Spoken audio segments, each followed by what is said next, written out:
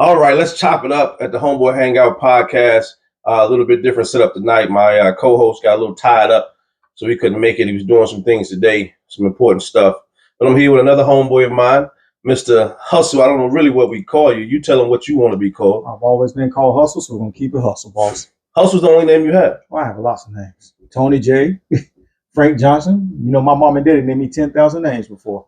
So you say, everybody we know call you Hussle. But you also go by Howard. I go by Flax. I go by Flaxseed. I go by the guy with 10,000 kids. I go by Great Father.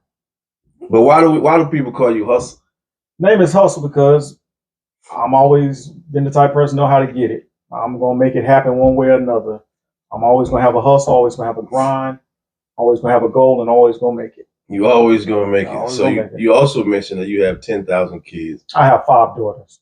5 daughters. 5 daughters. How you do that? I found something I was good at, and I just stuck with it. Seems like he was good at having sex, y'all. He found something he was good at and stuck with it, but we're not gonna go there. So what are the ages of your kids? Like they range from what age to what age? I have a 20-year-old, I have a 19-year-old, I have an 18-year-old, I have a 16-year-old, and I have a 9-year-old. All girls. All girls. I couldn't do it, man. I got a granddaughter. I barely can do that. You know what I'm saying? I got 3 sons. You know, my 3 sons was tough enough, but I don't know if I can handle 5 daughters. Well, you can handle it. You ain't got no choice. Well, I guess if you handle it, I can handle it. But I'll be calling on you like you called on me and say, "You gonna be the guy, daddy?" Oh yeah, I call on you all the time. If I got a problem, hey, you the person I call. Hey, I need to talk to you. Like, hey, Flax, let's talk about that for a minute. Well, you know I'm here. I'm here for you, brother, because it definitely ain't easy. All right, so we're gonna jump on to a little bit of foolishness. As you guys know, sometimes we're serious, sometimes we joke off a little bit, and we're gonna do a little bit of both tonight. But we're gonna start off with a question that was posed to me earlier this week by a young gentleman out of Raleigh. So we're getting a little bit of worldwide. We've been in Atlanta, now I'm getting some stuff from Raleigh. And I'll pose the question that he asked. He said if he goes on a date with a young lady and she shows up with her girlfriend, is he expected to pay for the girlfriend and her, or what? What's your take on that? Well, so you invited the lady out. He on a date. He thinks he's going to the place to meet Sarah. Okay, well, meet Sarah. Mm-hmm. But Sarah shows up. She brings Tanisha with her. Mm-hmm. And none of this, all this was, he didn't know about it. He thinks he's meeting Sarah. He done went to the mall, got that fresh outfit. You know, he got his new hat on. You know what I'm saying? Went and got them butter Tims to rock with it to meet Sarah. And Sarah walk in with Tanisha. Yeah. First, he probably think that Tanisha's the hostess walking Sarah over to him, but now that's her homegirl. Sarah like, yo, our homegirl Tanisha's here. She gonna eat with us. So, several different ways you can take this. Okay. But I'm going to take this the nicest way. No, I don't want the nicest way. I want to take it the hustle way. You want to take it the hustle? The hustle way. Okay. How did you meet the girl, Sarah? How did you meet her? How many dates have y'all been out on? This is the first date. He didn't go into how he met her or whatever, but this is the very first date. See, I look at this could be me being a father of 5 daughters. Mm-hmm. Maybe she bought the friend because she felt uncomfortable and she wanted to feel safe with her friend coming. Yeah, I'm calling bull junk because why didn't she wait until she felt comfortable with him to accept the date? True. This is very true. But at the same time, I invited Sarah. I didn't invite your friend. Right. So if your friend coming, you must be paying for the friend. So when the check comes, we need 2 checks. I need a check for me and her, and she need a check for her. She paying for herself. I don't know how this is going to work out, but it is what it is. Now on the other end, I look at it. If I got to pay for both of y'all, I'm taking both of y'all home or wherever it goes. You know, not gonna say her body, her choice, but you know. Now, I'm glad you said it like that because you are a father. I am a father. 5 girls. I'm a father. 5 girls. And what if your daughter show up? One of your daughters show up with her sister because, like you said, she doesn't feel comfortable. Now so she bring her sister with her. That's a funny thing you bring up. something like that happened a couple of weeks ago. Mm-hmm. So my daughter, Kiesha, was going on a date with this guy she was talking to. And the guy she was dating was supposed to bring his friend. So Kiesha says, so my sister's coming. And the guy was like, well, is she going to pay for herself or is my boy got to pay for it? She was like, well, your friend invited her to come on a date. He said, what kind of thing y'all think we on? We ain't tricking like that. Kiesha says, oh, don't worry about it. We can pay for our own. And while we can pay for our own, we can drive our own. So y'all go on a date with y'all by yourself and we're going to date with ourselves. But that comes from training and tell them, hey, don't go nowhere if you ain't got the money to pay for it. Well, they've been raised by, somebody that's caused them to be independent. So I can respect that. But at the same time, if his homeboy invited the sister and he invited one, then they supposed to pay for the girl. True. But one's supposed to pay for one and one's supposed to pay for the other. But these new generation kids, they don't think like we think back in the days. But how old are the boys that took them out? I would say between 18 to 20, give or take. They probably don't really know no better just yet. Because I can think of some mistakes I made in the dating game, but we ain't gonna really get. I'm gonna tell you what I would have done. Getting back to the question, if Sarah would have showed up with Tanisha, with me, I'd have said, "Hey, I need to cancel the date." And shit, Sarah would probably be like, "Why?" And I'd be like, "Because I'm interested in being on a date with you." No, hold on, time out. Not to cut you off, but I know you. How old are you at this age range? Because is this 20-year-old coach or is this 25 and up coach? This is 20 to 30, 20 to 30, 20 to now. Okay, all right. 20 to now, because when I was 20, I ain't had the money to pay for both of them. I just got enough money to pay for me and her. So I ain't trying to be the big Willie. I'm trying to say, listen, man, to keep from hurting your girl feelings anyway, I can't pay for both of y'all. So this date got to be over. And if I was on the dating scene now, I ain't paying for your homegirl. Y'all trying to run game on me. That's the first thing I'm gonna feel like. Y'all running game right now because you brought your girl, so y'all can get free drinks tonight, and have a party. And I'm probably not gonna hear from you tomorrow. I'm definitely not gonna hear from her. No, wait. I understand what you're saying. Now, what if this is a time where that bonus check been kicked in? Make some little extra side money. You still gonna say the same thing? So his was different. Now, if she show up with her homegirl, and I got this from a young lady that responded a little earlier this week, and I got that bonus check, I'm trying to woo both of them. You know what I'm saying? What you want? What you want something to drink? Matter of fact, I'm trying to treat Tanisha a lot better than I treat Sarah. Because I already got Sarah there. My job now is to win Tanisha. You know what I'm saying? That's if I was single and on the dating scene with a bonus check. That's what we talking about right now. But for the sake of who I am and the sake of who he is, we better leave that conversation alone. What y'all think? But y'all drop me a comment or two. Let me know y'all thoughts on what Mr. Hussle and me are talking about. With Sarah bringing Tanisha to the date and who's expected to pay, why and why not. Moving right along. I got another crazy one. My wife told me earlier, she was like, "You're the only one that would think something like that." So Hussle, you remember back in the day, I ain't saying we did none of this stuff, but people used to install systems in cars, stuff in houses. They had your address, and then they know when you're not home, they would go back and steal the stuff. Right? So what if the doctor that prescribed, she's a female doctor, she prescribed the ED pills for the guys, but she only tried to date the guys with ED pills. Is that like wrong of her profession? Or is she really stacking the table because she knows she's going to have a satisfying night if she get one of the ED guys because she done gave him the pills? How she look?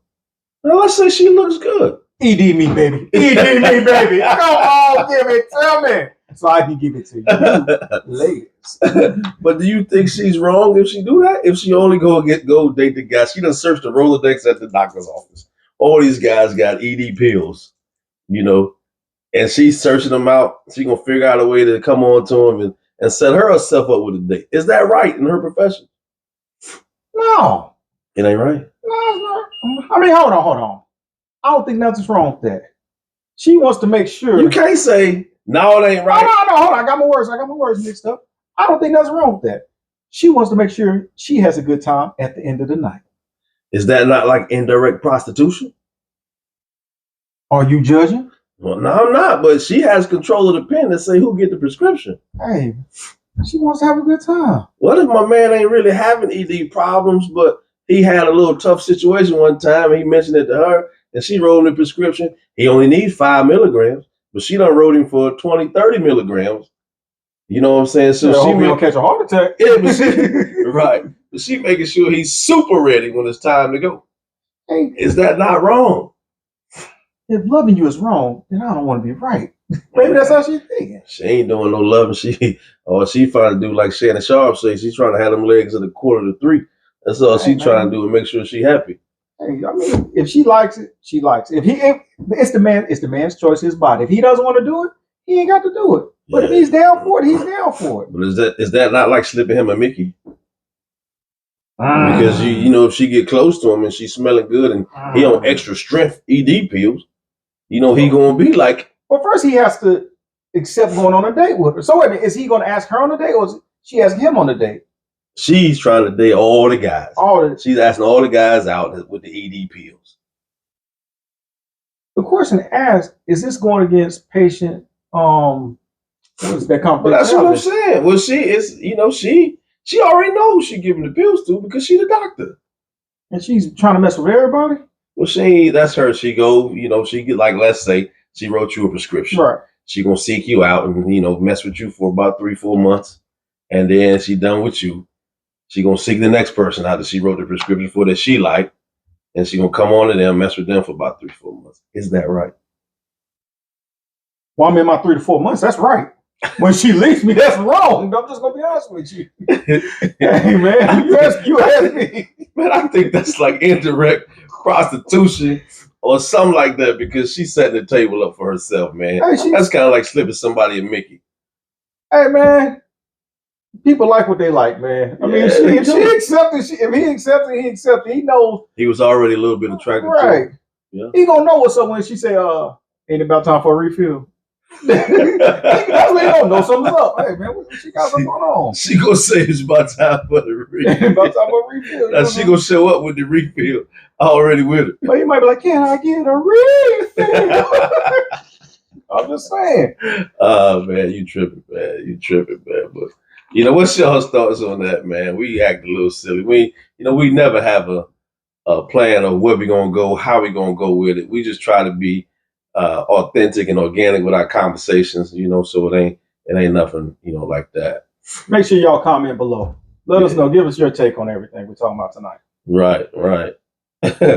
We were talking early, man. I went to buy a new truck earlier today, and the ticket price was $95,000. And I try to be prepared before I get to the dealership. So I was like, man, let me do the calculator to see how much the payments are going to be. So the calculator automatically put in $1,000 for the calculator, right? So I don't even know how many months it was projecting, but the number that it gave me was so astronomical, man. Like, how are people affording these trucks at $95,000 with $1,000 down or no money down? The payment told me I was going to be paying $1,427. So to put y'all up on game, the salesperson always gonna try to talk you into putting more down payment money down. But for like every $1,000 you save like $20. So then I put $10,000 in the calculator. Not saying I put $10,000 down, y'all. Okay, we ain't gonna go there. But I put $10,000 as a down payment in the calculator, and the monthly payment went from $1,400 to $1,200. So I was still like, man, they set tripping, man. So, that is what it is. But I don't know how these people are affording these trucks and things like that right now. That's a house. It used to be a house, but it ain't a house no more. Back in the day, you get a house for like a single family home for like $105,000, $106,000. Some days gone, boss. Way gone. Way gone. You guys see, we got the Girl Scout cookies on the table because my goddaughter, one of his 5, Lele from around the way, y'all can look her up on TikTok too. Her goal is to sell 1,000 boxes of cookies. She sold 300, I think you said. And so right now she's at 300. This is her first week. She's at 300. The goal is 1,000. Girl Scout cookie sales are going all the way to March 6th. and she's doing everything. She's a highly educated child. She's in the 4th grade. She does gymnastics. She does tumbling, cheerleading. She does everything. Very smart, great grades. And when she sets a goal, she sets it high. She said, "I'm not an average child. I am above average." So she wants to sell 1,000 cookies this year. And this is her first year in Girl Scouts. So if you can help, support, comment, look up Lele's World on TikTok and help out, or DM me or DM him, and we'll connect you to her. Hey, that was a really good plug. We weren't asking to plug her like that, but you can see he's a father that loves his baby girl because he gave her a really good plug, man. Gotta make sure the baby succeed in life. That's right. I spent about $65 today on Girl Scout cookies, but and she said she's gonna hit you back up at the end too. She already said he got to get some more. That's my baby girl there, man. You know, but I went out a little early and ate some seafood. How was it? You're the king of seafood. The seafood was good, man. I got it. I went to Red Crab. If y'all ever in Greensboro, y'all check out Red Crab, for your seafood. I like the one by Pyramids Village. There's a little bit more for, I like the environment over there a little bit more. If you understand what I'm saying, I like that environment. And we are not sponsored by them, so this is we are not sponsored by them. We're actually sponsored by Crafty Creations by Lisa, Short Dog Cycles, Source One, Customs, and Pink Graffiti. But it was good. So I bring that up because a lot of people can't be alone. I wonder why that is. Like, I had a good time just sitting there, ordered my couple of beverages, ate my crabs, and I had a good time by myself watching the game. Why do you think people can't be alone now? Well, I used to have that problem when I was back in the days. Now, I used to be way bigger than what I was. Mm-hmm. So me going to eat by myself as a big person, I felt like people were looking at me because his fat tail over there eating by himself. He about to eat everything, especially a buffet. Don't go to a buffet by yourself if you're big. Now, if you got the confidence, do it. But back in the days, I didn't have it. But now, I don't have a problem. I will go eat by myself. I feel it's peaceful time. You get to know yourself more. You can have conversations with yourself mentally.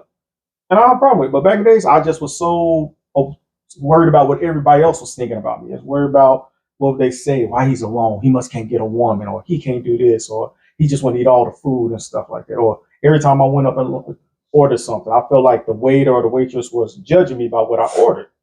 And so sometimes I would go order stuff, and I could be hungry, but I would just order, let me get a salad. Knowing my fat ass wanted something more than a salad, but just because I thought they was just, let me get a salad. What kind of dressing? Let me get light ranch. No, I wanted all the fat and calories. But some people just are scared. Wow. I never thought about it like that, man. Like, I ain't never been, I probably weigh the most I ever weighed in my life right now, which I'm about to change that. But I never thought about don't eat this way or don't look this way because you're big, probably because I've never been big. No, you've always been healthy. Yeah, but you're not. Make me sick sometimes. You're not big anymore, but what was your starting weight? Starting weight was 315. That's when I first met you. Right, you first met me. You was 315, mm-hmm. And you bought that little bitty motorcycle from me that you ran in the ditch. There we go. I did not run the bike in the ditch. You ran. Hey, man. Wait, here we go. Hey, listen, y'all. Here we go. I might need a drink for this. Listen, y'all. My man buys a motorcycle from me. Right? He doesn't know how to ride. It's his first motorcycle. We're gonna get back on topic here, but it was his first motorcycle. He calls me and tells me I sold him a motorcycle with a bent rim. Which he did. No. Now I know the rim wasn't bent. So I said, okay, we'll split it 50-50. You pay half, I'll pay half. Because it's been like a month now since he bought the bike. I said, bring your bike back over here and I'll put another front wheel on it. He get the bike over here. There's mud all over the front tire, the rim, and everything. I said, how the mud get on there? This fella proceeds to tell me he ran the ditch. And that's what he figured out. Because the wheel was bent already. I ran in the ditch. That's what he figured out. The rim was bent after he ran the ditch. But nevertheless, this is my homie either way, man. But you went from, you say 317? 315, 317. And today I'm down to 232. From 317 to 232. That's about 85 pounds roughly. Mm-hmm. What'd you do? Hung out with you. But more importantly, what'd you do? What'd you do? Now I know we worked out together for a while, and we talked about how to do it, what to do, why to do what you're doing. Mm-hmm. But you had an ability to stick with it way better than most people. I know we did some crazy workouts, but what'd you do? Found out I was a diabetic. Main thing.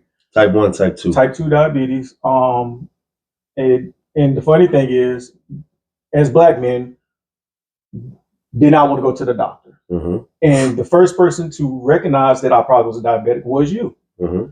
And the way you recognized it was, we was on our way back from Atlanta. Mm-hmm. And we had stopped at a gas station, and I had on chaps, and it was freezing. In fact, it's almost about this time of year. It was freezing cold. And I went to the bathroom and I took a piss. And at the urinal, some of the piss splashed back on me. And I washed my hands, came out, and we were sitting out there talking, and you looked down and you said, hey, you might want to get checked for diabetes. And I was like, why is that?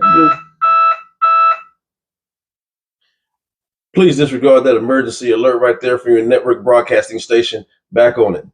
So I went to the bathroom, and you was like, you might want to get checked for being a diabetic. And I was like, why you said it? He was like, well, your urine is crystallized because I think of the sugar that was in it. And he told me that, and I still didn't want to go to the doctor. I was like, oh, no, I ain't no diabetic. Because diabetes didn't run in my family. High blood pressure runs in my family and a couple other items, but it wasn't diabetes. So I would wake up in the morning, and I would feel like pins were sticking my feet, or they would feel numb. Neuropathy. And I was, okay, something's not right about this. And then I would every time I'd be around, or I come over here, I would drink a lot of liquids. I could never get plenished with liquids. So I kept drinking. He said, hey, I think you really need to go to see a doctor. And I was like, nah. And the conversation that really got me, which was with you, said, hey, don't you want to be around for your babies? Because I'm the godfather, but I don't want to take care of your kids, man. He got 5 of them. I don't want to take care of all 5 of them. He said, if I got to take care of them, I'll take care of them. But I don't want to take care of them. So I went to the doctor, and the doctor was like, hey, yes, you're a diabetic. And I think my A1C was up to very high. I want to say like 14 or something like that. Very high. Very, very high. And she was like, hey, this is very dangerous. You really need to get this under control. You need to start watching what you eat. And I came back to you and said, I said, I'm diabetic. And you was like, I knew. He said, so you know what to do to eat, because we had already started working out. He said, you need to get up and I've never been like a real big soda person. You can tell him. I'll water. Just give me water. I would come over his house, and his wife would tell you, he drink up all the water. I would bring a case of water, but I would drink that same case of water. He said, you need to cut out all the sugars. You need to cut out all the side eating. You need to eat more protein. You need more vegetables. You need to exercise more and just be more focused on your well-being and your health. I was the type of guy, I'll spend money on clothes, spend money on shoes. He said, spending money on taking care of yourself. Don't forget that $1,000 watch you bought that one time. We ain't gonna go there. That's another story for another time. This man paid $1,000 for a watch that nobody wears anymore. But finish telling your diabetes story. I bought the watch back. I bought the watch back. But anyway, so this all started about, I've been knowing you about 9 years, 10 years? No, 10 years. 10 years. This was 10 years ago in the making. Yeah, 10 years. So I started getting under control of my eating, my exercising. I would come over here in the evening, we would walk. He would have me out there chopping wood. He would get me to dance. Now that's a whole nother episode, but we'll talk about that. I would get him to move to music, but we can't call what he was doing dancing. There's no way we can call that dancing, but that's what he said. But I just started taking care of better my health for myself. And if I would stay consistent with exercising, then I would be a lot better off. But I don't want exercising to feel like it's a life sentence, as far as I have to eat certain things. I have to do this. It's not fun.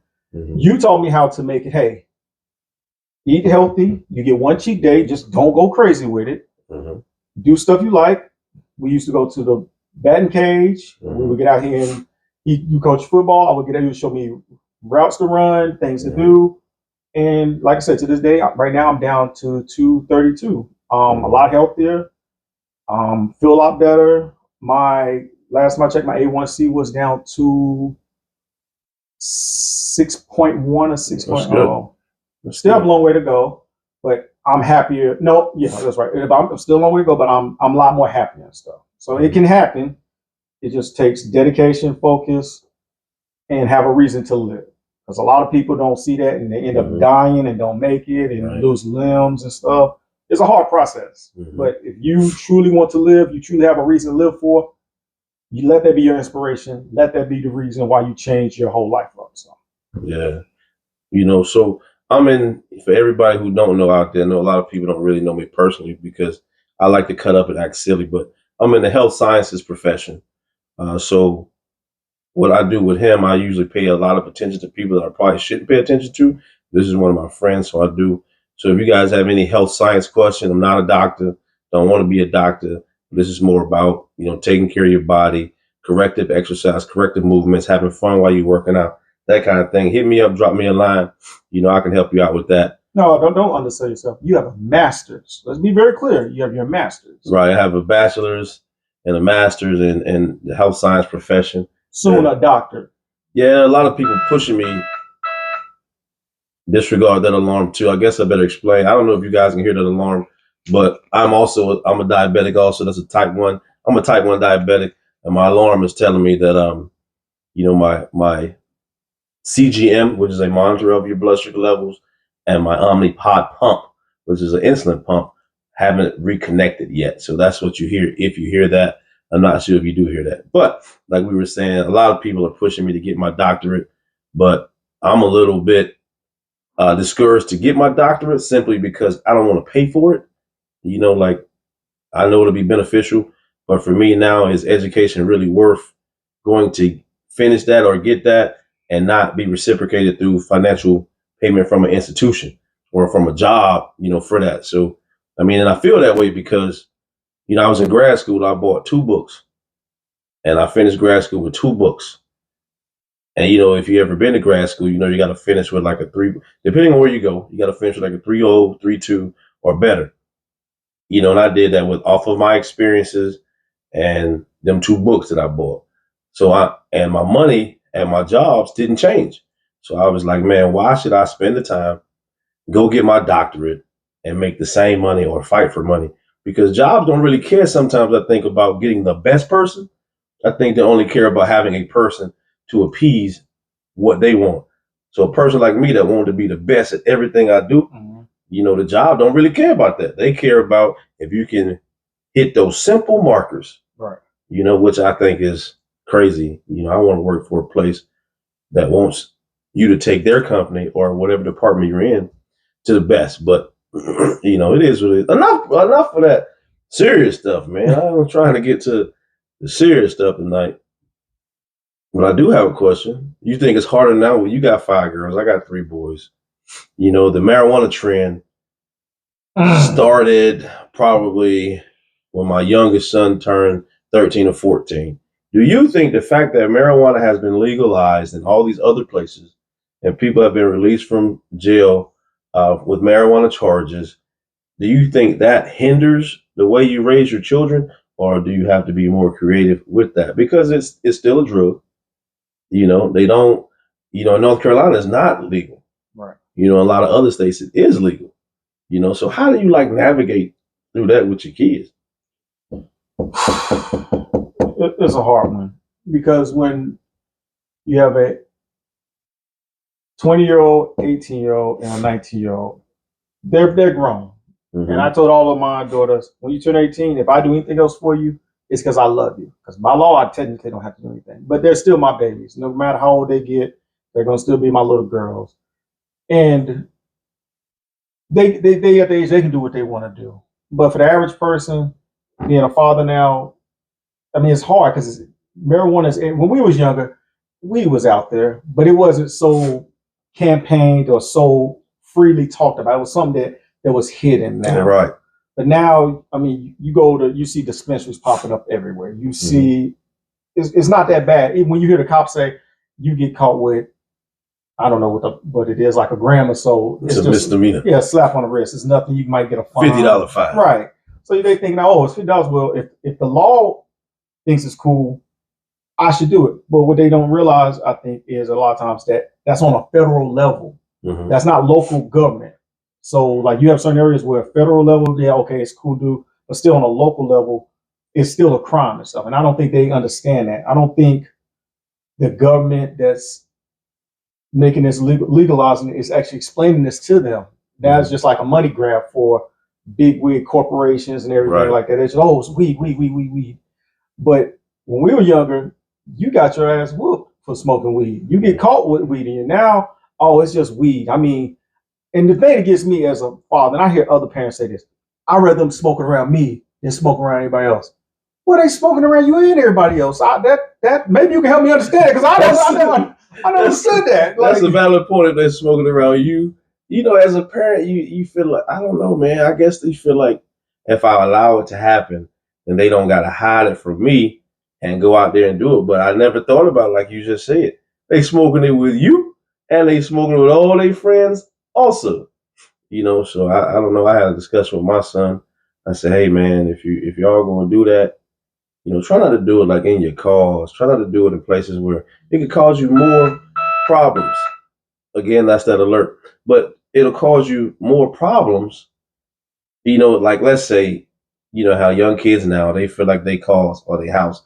If they don't have a house, they live with their parents, their next safe haven is they call or their homie crib. Right. So they get in their car and they smoke about 2-3, I like to say joints of reefer. They smoke that and the car smells all awful. Right. And then the police pulls them over for a light out. And now you remember our kids are black. This is true. So it's a fear of mine. Like when the police pull a black sister or brother over that's underage and the car smells like, marijuana, like that just gives them reasons to, do whatever because it's still not legal, where we live, right? But it's legal, other places. I don't know, man. That's just been one of my things. Like that's been hard, because I coach football, right? So I got 50, 60 black males and probably about 2 or 3 white males, right? And for me, I never want to get anything from any of them because they were doing something like that. But something that's illegal, how do you coach them away from it until they're of age? How do you do that? That's the $1 million question. How do you do it, man? I don't know. I don't know how you do it. That's the $1 million question right there. If you figure that one out, please let me know. Well, it's gonna have to be some people out there that's gonna tell us. Because I'm still old school. Like you have a lot of, and this this is not against anybody how you parent. We all parent different. Everybody parent different. But I'm old school. I'm that how I was raised. Don't come in my house with it. I don't want to smell it. I don't want to see it. I'm here to be your father. I'm not here to be your friend. A lot of parents nowadays, they want to be their children's friends. They want to be their best friends. I don't know. I'm here to give you the knowledge to get you to where you need to be in life to the point where you can start making your own decisions. I don't want to be your friend. Mm-hmm. A lot of times your friends going to tell you lies. They're going to tell you stuff to make you feel good and just to make you feel better. No, I'm here to tell it to you straight, raw, uncut with no chaser. Mm-hmm. You do this, this is what's going to happen. You smoke weed, you get a job, they drug test, you get hurt on the job, they're going to fire you. You're going to get in trouble. That's going to stick with you and stuff. Not to mention if you get hurt on the job and you're high, they're going to fire you and you're not going to get any workman's compensation. Exactly. So comp is off the table. I don't want to be my children's friend. I want to be their father. I don't care about their friendship. I see your friends all the time. Oh, I'm my daughter's best friend. I'm my son's best friend. Cool for you. That's not my thing. I'm here to be their father. I'm here to lead them, to show them, and to guide them in the right direction. Now, if they choose to do it, pray to God they do. If don't, at the end of the day, I feel like I can go to sleep because I did my best. But do you think that being a father and nothing like their friends, sometimes they don't come and talk to you about certain things that they probably need to come talk to you about? Being a black man in this society we live in, being a father of 5 daughters, what I've always heard from my children's mothers is, and you have said it also, I'm too hard on them. And you be too hard on them kids sometimes. I know what this society can do to you. I know how this society can treat you. I have been treated the worst in society. So I don't want them to go through what I went through as a child. So I try to be hard on them to show them what this world is really about. But I've been told so many times, hey, you're being too hard on them. You need to lighten up on them and stuff like that. I feel like the moment I lighten up on them is the moment that this world is going to take them in and stuff. So time out. I'm going to say this. When I say the fella too hard on him, this fella got upset one time because they was listening to music in their headphone and playing a video game at the same time because that was going to make the light bill too high. The same brother that spent that $1,000 on that watch Them babies listen to their headphone that's not even plugged up to the electricity and playing a video game. Here's the thing. My electricity. My $1,000 I spent on that watch. And y'all make sure, I really want to hear y'all comments about my money. This old school fella is saying right here about that right there. My money. I spend my money how I want to. You're not going to spend my money how you want to. Yeah. The reason was, since he wants to bring this up. We ain't got to go there. We ain't got to talk about it. We can say that for the episode now. It's okay. We go there if we want to. I'm just saying. I believe traditional. Now, let's be real. Let's be honest. I know as times change, you have to update the system. That doesn't mean you give in to the new way, but you still keep some of the traditional old ways, but you have to bring in some of the new ways. I will agree with that. But I'm just old school. I grew up with my grandmother, my grandfather, and my mother. They were hard on me. And being around you, I have changed a little, but I still have my stern ways and stuff. So, Well, the way I see it, man, you kind of got to be like Walmart. You kind of got to be like Dollar General. You kind of got to be like Family Dollar.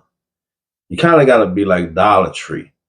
I'm not even going to say you can be like Target, because you only find Target in certain environments, certain atmospheres. Now, hold on now. Now, you about to lead into something else now. No, but I'm not going to go there. But what I'm saying is you got to be that when it comes to parenting, because if you go to a Walmart in different states and different places and different neighborhoods, the Walmarts look different. This is true. They cater to the neighborhoods. Sure. And I got 3 boys, and I raised all 3 of them different because all 3 of them needed different raisins. I couldn't give all 3 of them the same because my oldest responded to one thing. My middle, he wasn't going to respond to that. And my youngest one, he wasn't going to respond. He going to be ready to fight if you give him what the oldest one got. So I was really tough on the oldest one, probably because he was the first one. And the younger one, I wasn't leaning on him, but he reacted more of this is a crazy thing. He's really tough, like masculine dude, but if I made him feel like he disappointed me, that's what changed him. You know what I'm saying? But the oldest one, I had to make him feel like, yo, man, I'm gonna kick your butt, man. Like, what are you doing? And that. So, Walmarts and Dollar Generals and Family Dollars are different in every area, every neighborhood, every state you go. I say Target's not, because you only find Target in certain places. And we know them places. In certain sides of town. Certain sides of towns where you find those Targets. You don't find them everywhere. Where do you think I was going with that? Well, when you start bringing up the Dollar Trees, the Family Dollars, the Dollar Generals, the Walmarts and stuff, I just seen something online, and I really thought about this. You never see a Family Dollar. I'm not going to say that. You never see Dollar General and Family Dollar on certain sides of towns. They always where the low income class lives at. And they was talking about, they was just breaking that down. Like, they thrive. Like certain businesses, when you're in a recession, certain businesses thrive. Dollar General and Family Dollar thrive all the time. We're in a recession, they make more money. When we're not in a recession, they make more money. Like it's always a money maker and stuff. But they also were saying that a lot of things that we think that we're getting cheaper from Dollar Tree or Dollar General, or Family Dollar, you're really not getting cheaper. Like they had a bar of Irish Spring soap, and I can't remember, it might have been like 5 ounces. It might have been like for $1. It might have been $1.25 now. But you can go to Target and get that same soap in a 5-pack, and they all are double the size. So you're really spending more money on that little one than buying the whole pack of it. Well, Walmart is probably more comparable to his store than Target, because Target is probably a little bit more expensive. Target, Harris Teeter's, you only find them in certain areas. That's true. You don't find, them in other areas. Like, I don't know why that is, but I'm gonna ask you a real personal question, man. If you don't want to share it, you can say, hey, I don't want to share that. Okay? You told me you've been shot before. I have been shot before. Let's talk about that a little bit. Let's talk about it. I'm waiting for you. I don't know. Okay. So we all have a past. We all have done things. Our past makes us who we are now. And my past was, I was in the drug game, and I was dealing with marijuana and I was pretty good at it. And Pretty good at smoking it or dealing selling it? Selling it. Not a smoker. So how can you never get high on your own supply? Yeah, but how can you don't even know how to make them feel. How can you sell it to them? You always have a lab rat. Okay. They'll enjoy doing it. They enjoy doing it, yeah. So basically what happened was the name I'm the Hussle. And I have this issue. When I'm ready to do something, I want to do it now. I want to do it on my time. I don't want to wait on it. And my connect did not have what I needed at the time. And I called somebody and they said, oh, I know somebody that got it. And I thought this was a trusted person that I could trust. Mm-hmm. And so I went, set up, everything was set up. I promise you guys I'm okay. I went to meet up with the person, and we were going to exchange the deal, do the exchange, and they started asking me like a bunch of questions that didn't have nothing to do with it. And I started getting this funny feeling. And he started moving around. He started moving real like nervous. So next thing I know, he pulled out a gun, and it was a Glock. It had a hairpin trigger, and he shot me before he could even say anything. And as he shot me, he was like, "Just give me the money. Just give me the money." I just grabbed it, went in my pocket, and gave him what I had. And he took off running. I got back up, and I hobbled back to the vehicle because I had somebody with me. They came out, and they was ready to do what they had to do. And I said, I don't care about that because I had never been shot before. So I said, I don't care about that. Just get me to the hospital. Went to the hospital. I got shot in my left leg, my left thigh. The bullet actually traveled over my kneecap, and it sits on my upper calf to this day, and I still can feel it. I was in the hospital for about 4 or 5 days, and this experience I tell anybody, it ain't worth it. I mean, because the doctor told me, the way the doctor explained to me, it was 3 inches from a major artery. If it hit the artery, I could have bled out and died. Thank God I didn't. The only thing I could think about the whole time was my daughters. At the time, I only had 4 daughters at the time. And that's the only thing I thought about. Just thought about them and not being here for them, not being able to see them grow up, not being able to see them do anything with their lives and stuff. So, situation. So that's one of the things that kind of caused you to change your life from selling, I'm going to say it again, selling the reefer. Yes, it did a big change on me. I've always been the type of person, it takes me one mistake to learn my lesson. Anybody know me, they say, he make a mistake one time, he ain't doing that same thing again. And after that, I gave it up. I said, hey, you know what I got to do? If I got to make this slow money to just survive, I'm cool with it. Everything that I had left out on the streets, I told them to keep it. And I didn't want to deal with it no more. And I just got me, as somebody told me, you got your square job 9 to 5. Square job. I'm a square, y'all. I like being a square. There's nothing wrong being a square. So I got me a job, and I kept some legal side hustles that I do. And I just ran with it. But I tell anybody, I talk to kids, I talk to teenagers. Look, man, everybody I know a lot of people that hustle. They used to hustle, they don't hustle. A lot of people have died from hustling. Mm-hmm. It ain't, I mean, you see the glitz and the glamour, they might pull up in that big body. They might pull up in the rape. I've seen them pull out. I got cats right now, I know they can pull out $100,000 jewelry on any day. They can go to the mall and spend whatever they want to spend on jewelry. They can go over to the lot and pull off in $100,000 car. And that's cool. And I say, I don't knock you. I pray you make it out safely. But the one thing I can say about me, I wake up, I don't have to worry about nobody looking for me. I don't have to worry about nothing. I don't have to look over my shoulder. I don't have to worry about nobody trying to kill me for something I'm doing. I go to work every day. I come home. I get to see my daughters. I get to watch them play sports, be in college, go to work, do whatever they do and stuff.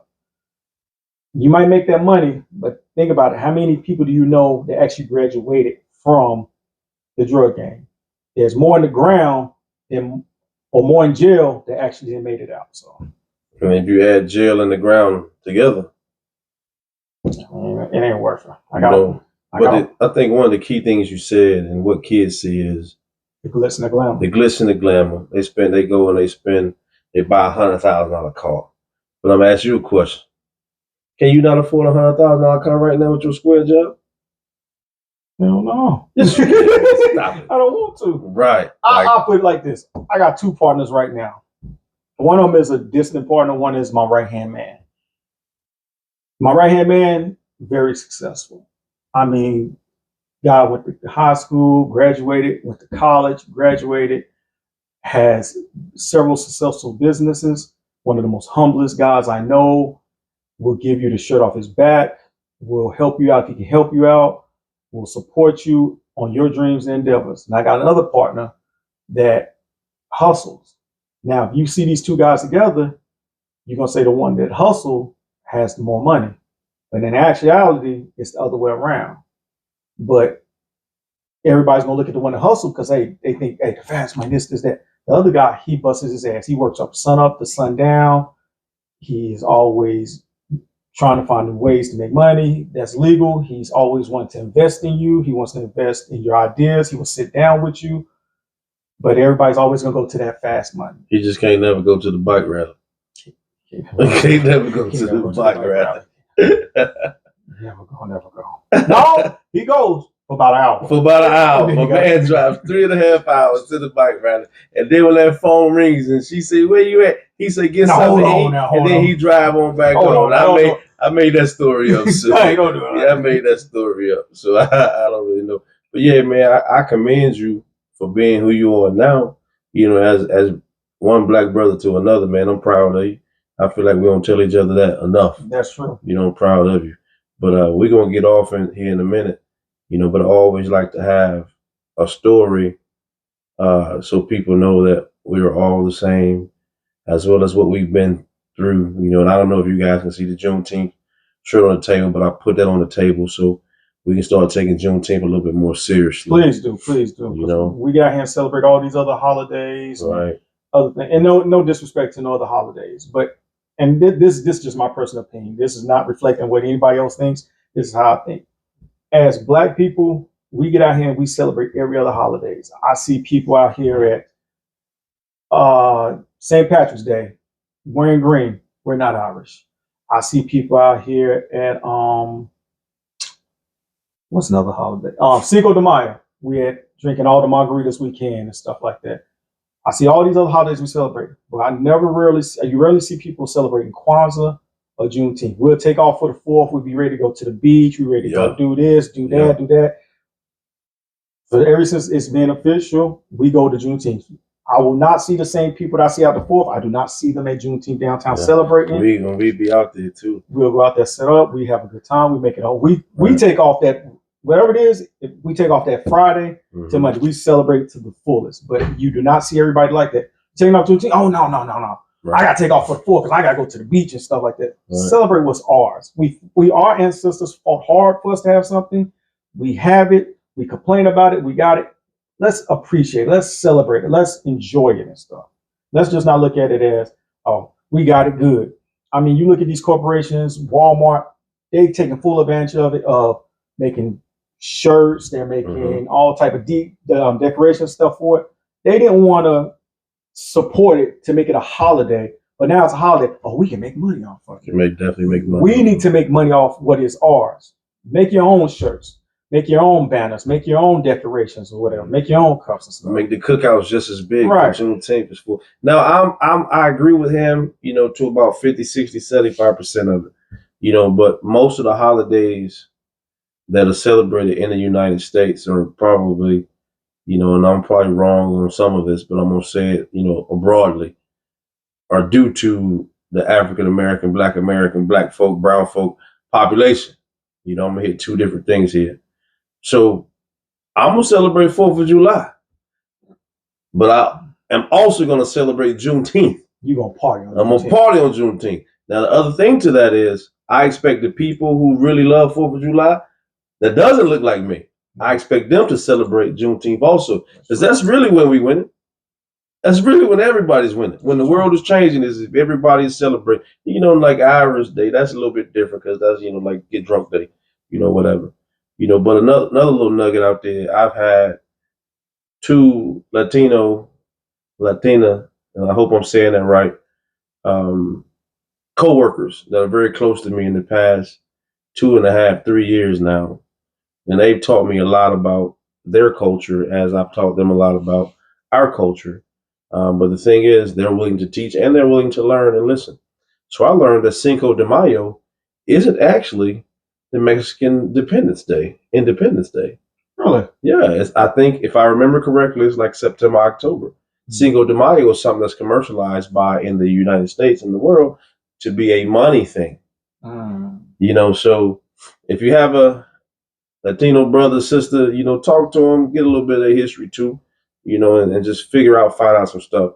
Our culture is very, very, very important, but understand that people around us, that's important too. But I really want to tell them before we go about that time you was in Durham to go get the system or the rims. Oh man. So, okay.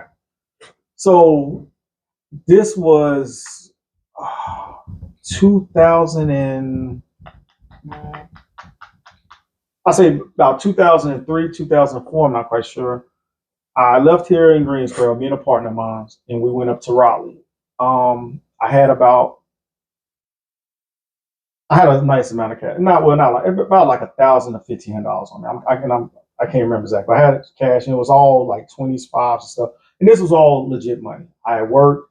You know how you work back in the days. You cash your check. You got to keep it in the shoebox. Keep it in the shoebox. You can't put it in the bank. We don't know about that until we get a little older. So I had the money, and it wasn't all $100. It was like 5s, 10s, 1s. The money I had saved up and stuff. So I went up to Raleigh, and I was going to buy a system for my guy, but we couldn't get the deal right.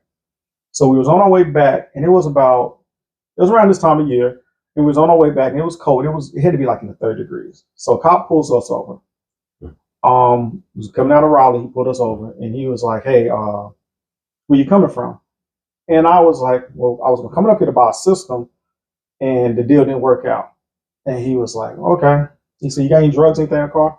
So I don't have nothing in the car. Like, why do he automatically ask you, like, you have any drugs, anything in the car? I have no idea. And I wish I knew the law now better. Like, I wish I knew how I knew the law now. I could have answered this question a lot better, right? So he said, "Well, can I search the car?" I said, "Oh, no problem." So I got out the car, and my partner he took my partner out the car, and his buddy pulled up on the side. So he had me on one side, he had my buddy on the other side. He searched the car, got to the center console, and the cash was in there. Now it wasn't no rubber bands; it was just bought up, like how we keep our money.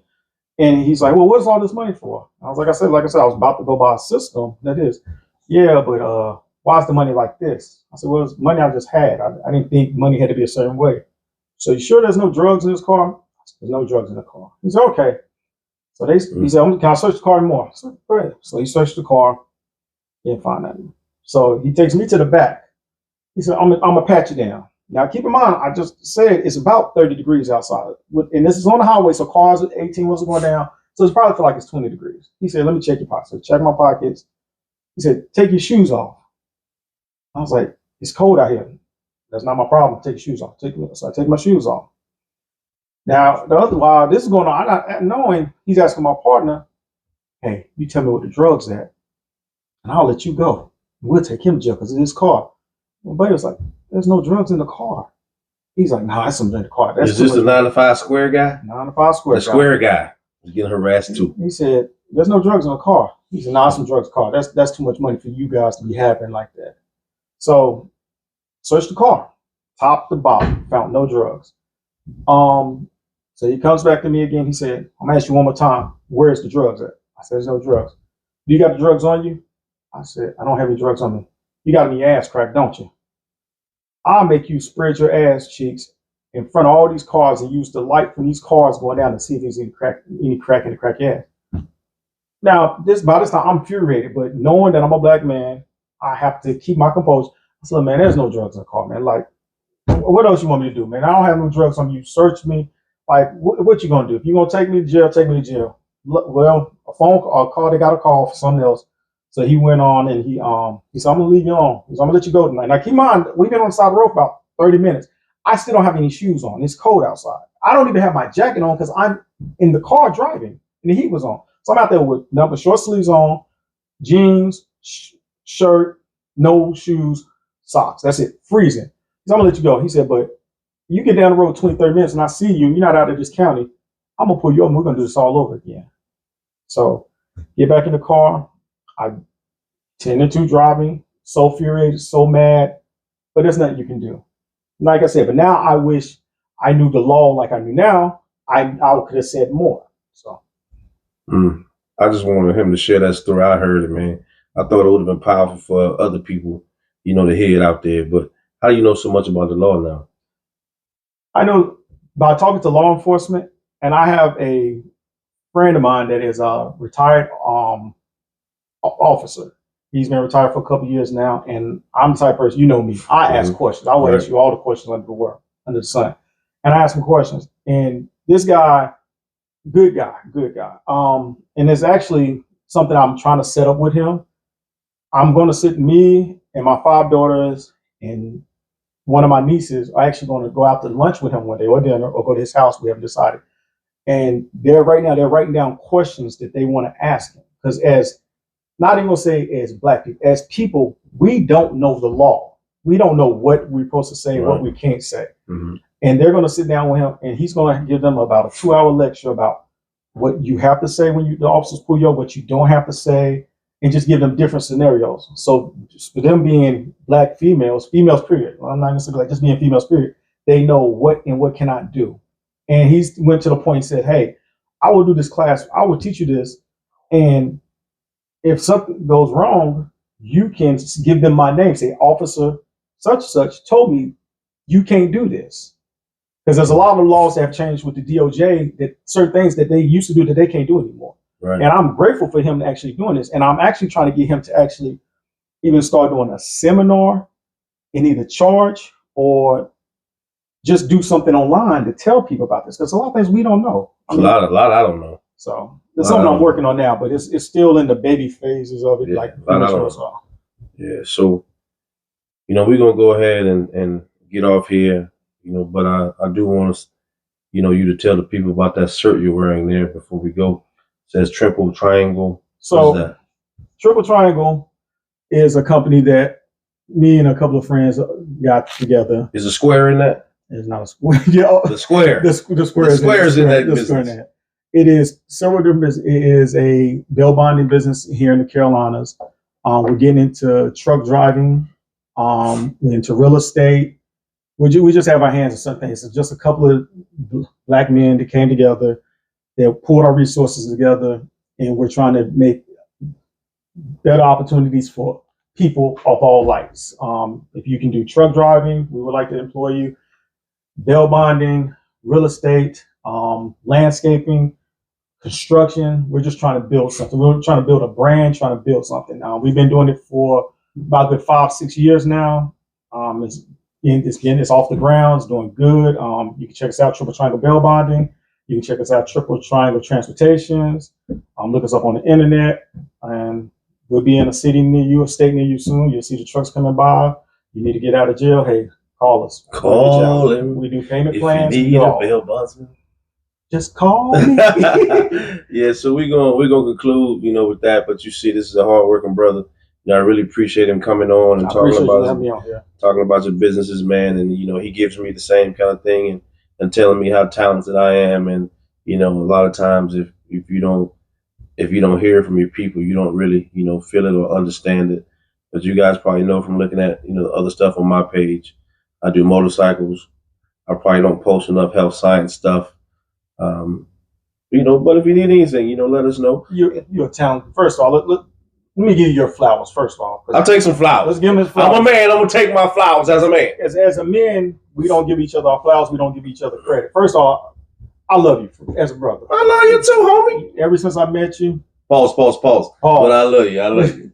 No, ain't no pause. Now I love you. But anyway, you tried to get rid of me by walking me to death. But we ain't going to talk about that. But anyway, you are a phenomenal person when it comes to life. You know a lot of things when it comes to motorcycles.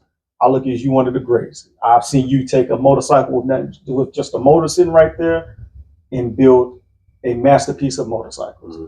I've seen you do golf carts. I've seen you do scooters. I've seen you do anything. You're a master painter. When I've seen people have these $50,000 paint booths and all these type of spray guns and stuff like that, I've seen you do it in a little shed and bring out car show quality, top notch. Philosopher, you will help anybody, will help themselves. You love the kids. You might not give a damn about the parents. I love the kids, though. Love the kids. You're just a great man, and you deserve your flowers. I appreciate it, man. I appreciate that. And if you guys want to give me some flowers out there that know me, I'm taking all my flowers now. I'm 44. I need all the flowers I can get. Yeah, that man. But we're going to conclude with that, man. I just like to say, reiterate that this episode of Chop It Up at the Homeboy Hangout is sponsored by Source One Customs, Pink Graffiti, Crafty Creations by Lisa, and Short Dog Cycles.